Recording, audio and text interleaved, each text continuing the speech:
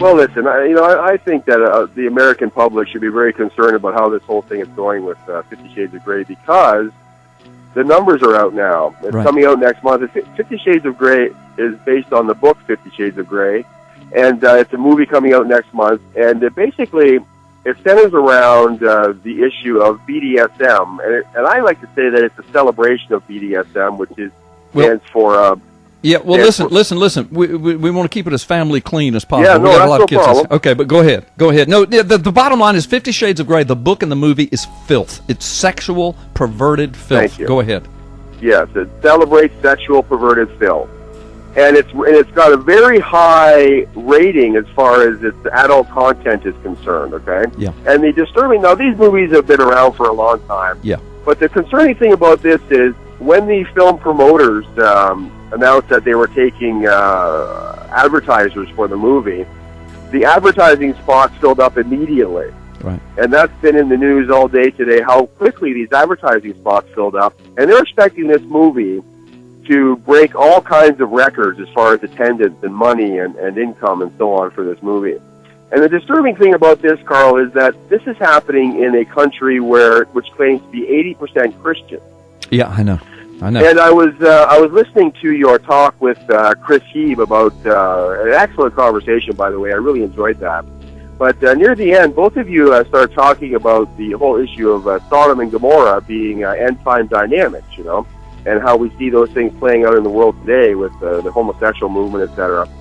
And then I heard you and Brandon talking about how America is prophesied to exist and to sort of fade away out of the world scene, as far as prominence is concerned. Okay, say that again, Mike. I'd lost you for a second, but say it again. Well, and then I heard you and Brandon talking about how America exists as far as end-time dynamics, and then sort of fades away as far as its influence is concerned. Yeah. And I wonder, when a country that's 80% Christian is willing to spend money on filth like this, I wonder if that's not going to be the last straw, honestly. If that's not going to trigger some sort of event here following. I mean, let's face it, folks, when you reach a point where this sort of entertainment is breaking box office records, I'm not sitting in judgment of anybody here. Yeah. It's ppsimmons' goal to love the homosexual community and to just let them know that there is redemption out of that lifestyle. Exactly. And my ministry is wrapped around that, too. I mean, I minister to homosexuals all the time. It's not about individual homosexuals. It's about the philosophy, the ideology of the radical homosexual movement that demands that we celebrate this, and I'm not going to celebrate it. No, and I just think that people need to take a step back and just search their hearts on this, and perhaps wonder if perhaps they should just spend their money on something else. Honestly, we don't very often call for boycotts, but in a country that's 80% Christian, these sort of numbers, these sort of numbers that they're predicting should not be a reality in this country. Well, no, you're right, Mike, and Mike, I've had to put you on hold. Brandon, are you there?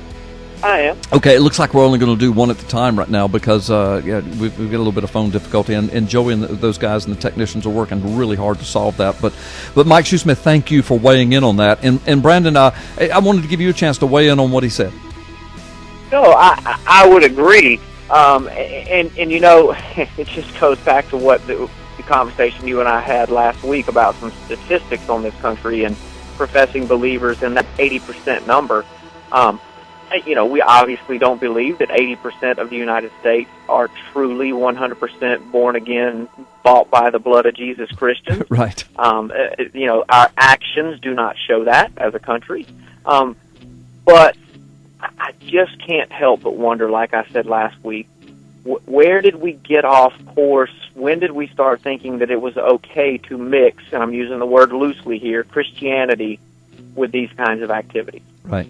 And I just believe in my heart of hearts. I said it last week. I'll say it again. I've said it many times before, that our churches, our pulpits are failing the people sitting in them. Right. I just believe that because pastors, and so many of them, not all of them, but so many of them are more worried about offending people and not getting the money in the bucket the next week than they are telling the truth. Yeah. And Brandon, I think of the book of Jeremiah in the last days of Israel, before God brought his judgment on his own people. The nation that he created, he brought his judgment. And Jeremiah said, the problem is the shepherds, the pastors. Yeah. He said, listen to the book of Jude. I know, but let me finish this point. Jeremiah said, but the pastors are crying, peace, peace, when there is no peace. Yeah. They're running around saying, I've heard from God, and God said, but I've not spoken to them. All right, go ahead. Yeah. Book of Jude, go ahead. Well, the book of Jude, tells us that in our time, in the last days, that the church would be, he doesn't use the word infiltrated, but that's what he says, that the church would be infiltrated all the way to the pulpit. Yeah. So, and I just think that we've seen that. We've seen the fulfillment of that. We are seeing the fulfillment of that right before our very eyes. Yeah, Paul said it too in Timothy, in his letter to Timothy. He said, look, the Spirit clearly says in the last days that things are going to get evil and wicked. And he goes on to talk about doctrines of demons will be preached and taught, and people will gather unto themselves teachers to tickle their ears. And you and I have these conversations almost every day. Listen, I was talking to Mike offline just a second ago, and Mike says, listen, when you come back, don't forget to remind the people about Luke 17 in the days of Lot. And he's so right. And Brandon, you and I were talking about this a moment ago. And that is, folks, listen, in Luke 17, Jesus said, he's talking about the end of times, the sign of his coming, and the rapture of the church and everything. And he said, look, it's going to be just like it was in the days of Noah. And he said, and it'll be just like it was in the days of Lot. He said, it'll be just like that. Now, I've got a video out there and some teaching on this, and it's going viral all over the world, because I point out exactly what Jesus said, and what did he mean by that? Well, what happened in the days of Lot? I don't have time to talk about Noah, but let's talk about Lot. And by the way, it's exactly the same. Lot and his family were living in the midst of great tribulation.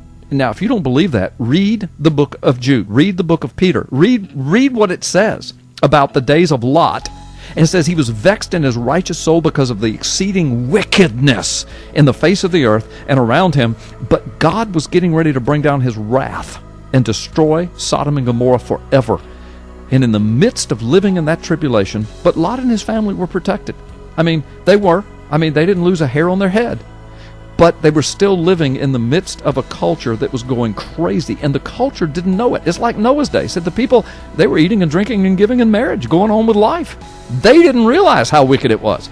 In Lot's day, they didn't either, but Lot and his family were living in the midst of that tribulation. But before God poured out his wrath, what did he do? He sent his angels to get them out of there. What happened to Noah and his family? Put them in an ark, lifted them above the wrath of God. You can read about all this in Final Warning. But Brandon, isn't that powerful? And the thing is that we can be encouraged. We're living in the days of Lot. Again, it's sweeping the world.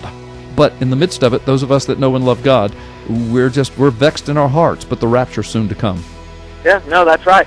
And we will be delivered before the wrath of God, certainly. Yes. But guess what? There's going to be some tough times, and the big key word, tribulation. That's what Noah lived through. The Bible said it was so wicked that God was going to destroy the whole earth. That's what Lot lived through, and Jesus said it'll be just like that.